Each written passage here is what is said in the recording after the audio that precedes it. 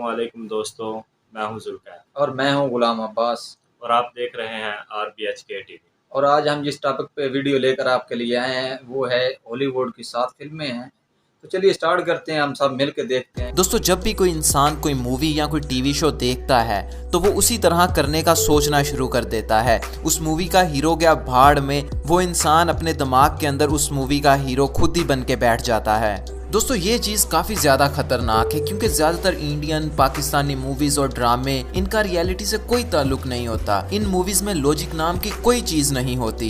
लोग इन मूवीज़ की बातों को अपनी ज़िंदगी में अप्लाई करते हैं और सोचते हैं कि उनको भी उसी तरह के रिजल्ट्स मिलेंगे जिस तरह के रिजल्ट्स मूवी में हीरो को मिले थे। अपनी गर्लफ्रेंड के लिए मरना, लोगों के चाटते फिरना, अपनी गर्लफ्रेंड की अम्मी को बचाना, कभी उसके भाई को बचाना, इसके अलावा ये मूवीज़ आपको कुछ नहीं सिखाएंगी। आपको शायद ये मजाक लग रहा हो, लेकिन मैं आपको बता दूं, बहुत सारे लोग जिनमें ज्यादातर नौजवान होते हैं वो अपने दिमाग के अंदर ही एक दुनिया बना लेते हैं और उस दुनिया में वो जिसे पसंद करते हैं, कभी उसकी अम्मी को बचा रहे हैं, कभी उसके अब्बू को बचा रहे हैं, कभी उनके पीछे गुंडे पड़ गए हैं, कभी कुछ हो गया है। इस तरह के वो अपने दिमाग के अंदर ही हीरो बने रहते हैं। दोस्तों, जब पेशावर में स्कूल में अटैक हुआ था तो बहुत सारे बच्चे अपने स्कूल में यही सोचते रहते थे कि अगर उनके स्कूल में अटैक हो जाए तो वो किस तरह से दहशतगर्दों से बचेंगे और अपनी गर्लफ्रेंड को बचाएंगे। अगर कोई अपनी टीचर को पसंद करता है तो वो किस तरह से अपनी टीचर को बचाएगा। सारा दिन, पूरा दिन इन्हीं स्टोरीज में उनका दिमाग उलझा रहता था। इन्हीं स्टोरीज के अंदर वो हीरो बने रहते थे। मेन प्रॉब्लम इसके पीछे मूवीज हैं जो पाकिस्तान और इंडिया प्रोड्यूस करता है। और ये मूवीज से मुराद सिर्फ मूवीज नहीं है, जितने भी ड्रामे हैं या दूसरी वेब सीरीज हैं, ये सारी की सारी इसके अंदर आती हैं। दोस्तों, अब आप मुझे बताइए कि आप में से कौन कौन ऐसा है जो इसी तरह से सोचता रहता है या रहता था।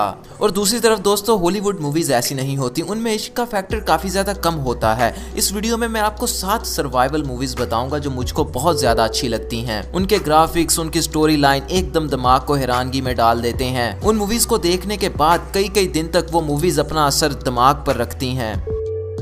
दोस्तों, हमारी लिस्ट की सबसे पहली मूवी है आई एम लेजेंड।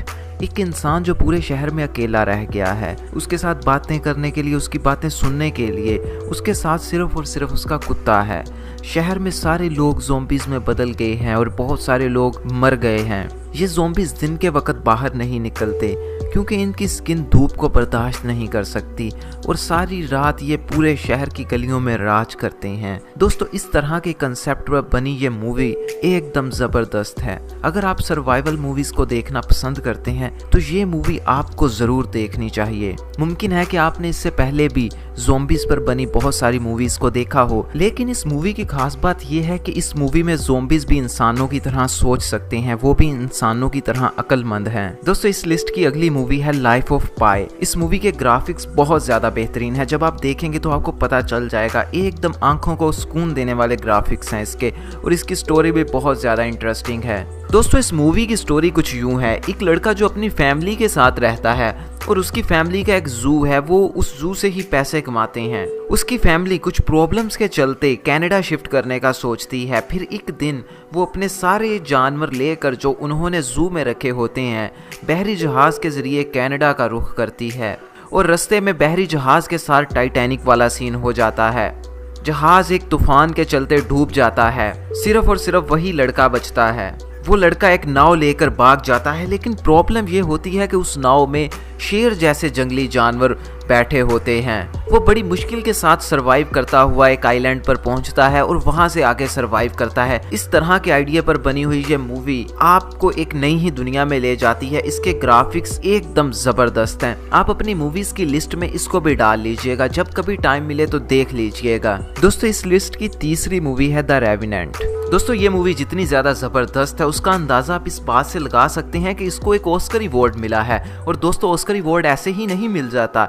इंडिया में हर साल 1,500 से ज्यादा मूवीज बनती हैं, लेकिन आज तक किसी को भी ऑस्कर अवार्ड नहीं मिला है। ये एक ऑस्कर विनिंग मूवी है, आपको देखनी चाहिए। थोड़ी सी स्टोरी मैं आपको बता देता हूँ जिससे आपको ये पता चल जाएगा ये मूवी किस तरह की है। दोस्तों, 45 लोग जो अपने घरों से बहुत दूर एक घने जंगल के अंदर हैं, ये लोग जानवरों को मारते हैं और उनकी खालों को जमा करते हैं ताकि उनकी खालों को बेचकर पैसे कमा सकें। लेकिन इन 45 लोगों पर अचानक एक कबीला हमला कर देता है और इनमें से बहुत से लोग मार देता है। सिर्फ 10 लोग बाकी बचते हैं। ये 10 लोग उस कबीले से छुपते छुपाते भाग रहे हैं, लेकिन वो कबीला इनका पीछा करता है। इन 10 लोगों में से एक इनका सरदार है। इनके सरदार पर एक जंगली भालू अचानक हमला कर देता है और इनके सरदार का गला काट देता है। बाकी लोग सोचते हैं कि अब सरदार नहीं बच पाएगा क्योंकि सरदार का गला कट चुका है। सरदार कुछ खाता पीता है तो उसके गले से बाहर निकल आता है, लेकिन सरदार थोड़ी ढीठ हड्डी का होता है, वो बच जाता है। लेकिन सरदार बाकी लोगों पर बोझ होता है, इसलिए बाकी लोग सरदार को मारने लगते हैं, लेकिन सरदार का बेटा उनको मारने नहीं देता और वो लोग उसके बेटे को ही मार देते हैं और फिर सरदार को छोड़कर भाग जाते हैं। इस तरह की कंसेप्ट पर यह मूवी बनी है। आगे बहुत ज़बरदस्त मूवी है, आप इसको ज़रूर देखिएगा। कोई मूवी देखिए ना देखिए, लेकिन ये ज़रूर देखिएगा।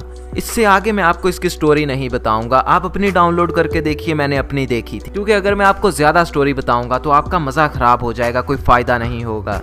दोस्तों, वीडियो में आगे जाने से पहले मैं आपको कुछ बताना चाहता हूँ। सोचिए और अमीर हो जाइए। इस बुक के बारे में मैंने कई मर्तबा अपनी वीडियोस में बताया है। ये बुक आपको अमीर होने के असूल बताती है। हर इंसान को कम से कम एक मर्तबा तो ये बुक जरूर पढ़नी चाहिए। दोस्तों, जितने भी कामयाब लोग हैं वो जानते हुए या ना जानते हुए इस बुक में बताए गए असूलों को जरूर फॉलो करते हैं। लेकिन मसला ये था कि बहुत सारे लोगों को ये बुक उर्दू में मिलती नहीं थी। लेकिन दोस्तों, अब ये बुक आपको बुक बैरी से मिल जाएगी और इसके साथ साथ दूसरी सेल्फ हेल्प बुक्स भी मिल जाएंगी। इस वीडियो के बाद आप bookberry.bk को जरूर विजिट कीजिएगा या फिर आप व्हाट्सएप पर भी इनसे राब्ता कर सकते हैं। दोस्तों, चौथी मूवी है 12 Years a Slave। दोस्तों, ये वो मूवी है जिसने तकरीबन 1 महीने तक मेरे जहन के ऊपर बहुत गहरा असर रखा था। इस मूवी को देखने के बाद आपको पता चलेगा कि आप कितने ज्यादा खुशनसीब हो जो इस दौर में पैदा हुए हो। दोस्तों, मैं आपको बता सकता हूँ कि 70% चांसेस हैं कि आप इस मूवी को देखते हुए रोओगे जरूर। दोस्तों, ये कोई फ्रिक्शनल मूवी नहीं है, बल्कि रियल लाइफ पर बनाई गई मूवी है। इस मूवी में एक आदमी होता है, वो आदमी अपनी फैमिली के साथ रहता है और वो और उसकी फैमिली बहुत ज्यादा खुश होते हैं। फिर उसको कुछ लोग अगवा करके बतौरे गुलाम बेच देते हैं। जब वो बेचा जा रहा होता है तो वो बहुत ज्यादा चीखता चिल्लाता है कि मैं गुलाम नहीं हूँ, लेकिन उसकी कोई भी नहीं सुनता।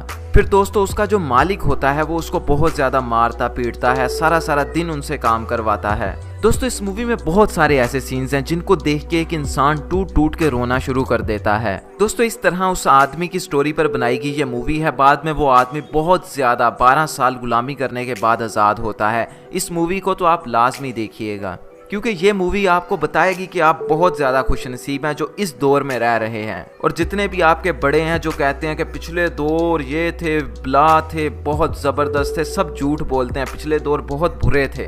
दोस्तों, मैं आपको जितनी भी मूवीज़ बता रहा हूँ ये सारी ही अच्छी हैं। इनमें ये फ़र्क कर पाना कि कौन सी मूवी ज़्यादा अच्छी है और कौन सी कम अच्छी है, ये बहुत मुश्किल काम है। अपनी अपनी जगह पर ये सारी मूवीज़ ही परफेक्ट हैं। दोस्तों, इस लिस्ट की 5वीं मूवी है मैड मैक्स फ्यूरी रोड। दोस्तों, द रेवेनेंट की तरह इस मूवी को भी इसके विजुअल्स और इसकी स्टोरी लाइन की वजह से ऑस्कर अवार्ड मिला है। दोस्तों, इस मूवी में डायलॉग्स कम है, हमको ज्यादा मूवी इसके विजुअल्स की वजह से ही समझ आती है। और दोस्तों, विजुअल्स के हिसाब से ये मूवी एकदम मास्टरपीस है। दोस्तों, इस मूवी का कंसेप्ट कुछ यूं है कि सारी की सारी दुनिया तबाह हो चुकी है, ज्यादातर इंसान भी मर चुके हैं, बहुत कम ही जिंदा बचे हैं और उनके पीने के लिए पानी बहुत कम है। दुनिया की ये हालत इसलिए हुई है क्योंकि बहुत सारे मुल्कों ने आपस में एक दूसरे पर एटॉमिक वेपन्स यूज किए थे। दोस्तों, इस तरह के हालात में जहां दुनिया में बहुत कम पानी बचा है, उस पानी पर भी एक आदमी ने कब्जा किया हुआ है और वो लोगों के दरमियान खुदा बन के बैठा है और कभी कभार उनको पानी देता है। दोस्तों, इस मूवी को जितने बुरे तरीके से मैं एक्सप्लेन कर पा रहा हूँ, ये मूवी उससे कम से कम 1000 गुना तो ज्यादा बेहतर होगी और आप में से बहुत सारे लोगों ने तो पहले ही ये देखी होगी। दोस्तों, अगर आप स्पेस के रिलेटेड या फिर स्टार्स और प्लैनेट्स के रिलेटेड मूवीज देखना पसंद करते हैं तो ये मूवी देखने के बाद आप कहेंगे, यार मुझे इसके बारे में पहले क्यों नहीं पता चला। इस लिस्ट की 6ठी मूवी है द मार्शियन। दोस्तों, अर्थ यानी जमीन के हमसाया प्लैनेट मार्स पर मबनी ये मूवी है। इस मूवी में कुछ इंसान मार्स पर रहने के लिए जाते हैं और वहाँ पर रिसर्च कर रहे होते हैं। उनकी जिंदगी मार्स पर बड़ी अच्छी चल रही होती है। अचानक उनको पता चल रहा है कि कुछ घंटों तक यहाँ बहुत बड़ा तूफान आने वाला है। ये खबर सुनने के बाद वो जल्दी अपना सामान पैक करना शुरू कर देते हैं, लेकिन उतनी देर तक तूफान आ जाता है। उनकी टीम का एक आदमी मर जाता है वो लोग उस आदमी को वहीं छोड़कर खुद जमीन की तरफ निकल जाते हैं। जब मार्स से तूफान खत्म होता है तो हमको देखने के लिए मिलता है कि वो आदमी अभी भी जिंदा है, लेकिन उसके काफी चोटें लग चुकी हैं। अब वो आदमी उठता है और देखता है कि मार्स पर मैं अकेला रह चुका हूँ। उसके पास खाने के लिए बहुत कम सामान है और मार्स पर वो कहीं से कुछ भी लेकर नहीं खा सकता। तो इस तरह के हालात में वो आदमी सरवाइव करता है। एक मर्तबा तो वो आदमी अपने लिए आलू की खेती भी लगाता है, लेकिन उसके आलू खराब हो जाते हैं। आप शायद सोच रहे हो कि जमीन वाले लोग वापस जाकर उसको ले क्यों नहीं आते। दोस्तों, ऐसा करने में 3 साल से ज्यादा का वक्त लगेगा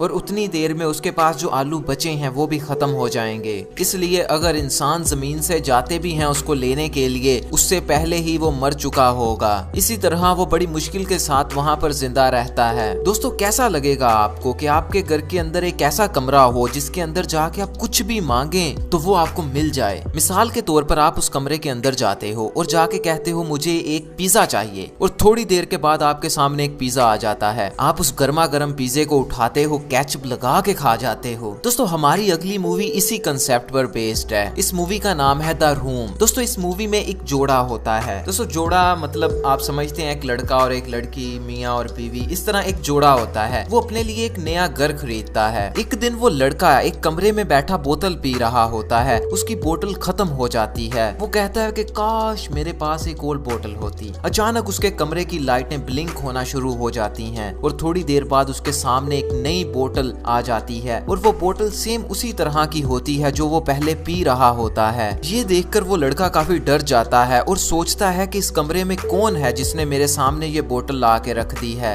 लेकिन उसको अपने आसपास कोई भी नहीं मिलता और वो बोतल उठाता है और पीना शुरू कर देता है। कुछ टाइम के बाद वो वाली बोतल भी खत्म हो जाती है। वो फिर से बोतल मांगता है और कमरे की लाइटें दोबारा से ब्लिंक होना शुरू हो जाती हैं। कभी लाइटें चलती हैं, कभी बंद हो जाती हैं और कुछ देर बाद कमरे की लाइटें सही हो जाती हैं और उसके सामने एक नई बोतल पड़ी होती है। ये देख के वो अपनी बीवी के पास भागा भागा जाता है और उसको बताता है कि इस घर में एक ऐसा कमरा है जिसमें जाके जो भी मांगे हमें उसी कमरे के अंदर उसी वक्त मिल जाता है। फिर वो और उसकी बीवी ये दोनों बहुत सारी चीजें मांगते हैं, बहुत सारा पैसा, नए नए कपड़े, तरह तरह के खाने, ये सारा कुछ वो इसी कमरे से लेते हैं। अब वो जब उस कमरे से सारा कुछ ले चुके होते हैं तो उनको एक बेटे की जरूरत होती है, तो वो अपना बेटा भी उसी कमरे से ले लेते हैं। लेकिन प्रॉब्लम ये होती है कि वो बेटा शैतान होता है। फिर इसी तरह से ये मूवी आगे चलती है जो आपको डाउनलोड करके देखनी चाहिए। इस वीडियो के लिए बस इतना ही। bookberry.pk को विजिट करना मत भूलिएगा। आप इनके व्हाट्सएप नंबर पर भी राब्ता करके अपनी बुक्स मंगवा सकते हैं। जरूर विजिट कीजिएगा। अच्छा, तो गाइस ये वीडियो आपको बहुत पसंद आई होगी और आप भी बताना कि इनमें से आप अगर कोई वीडियो आपने कोई मूवी देखी है तो वो भी आप कमेंट सेक्शन में ज़रूर बताइएगा, क्योंकि अगर अच्छी लगी है तो उसके ऊपर लाइक, कमेंट और शेयर करना ना भूलिएगा।